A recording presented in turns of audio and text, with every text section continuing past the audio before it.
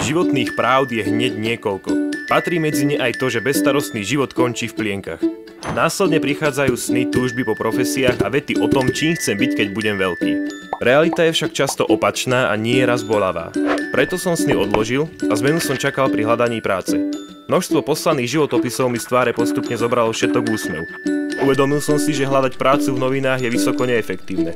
Začal som teda zhromažďovať všetky profesie na jednom mieste. Vznikol tak pracovný portál profesia.sk, vďaka čomu získalo hľadanie práce celkom iný rozmer.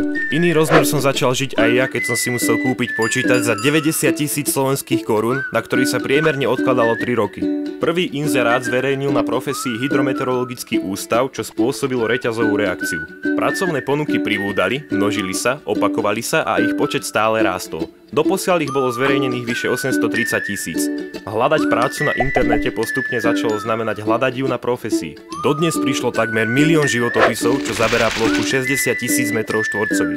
Pre lepší prehľad pri hľadaní práce spustila profesia v roku 2007 profesionálnu platovú službu platy.sk.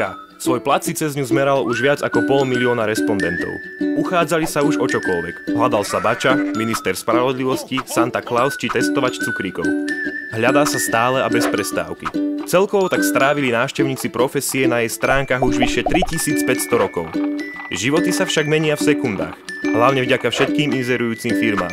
Preto každému, kto si na profesiu klikol, patrí veľká vďaka.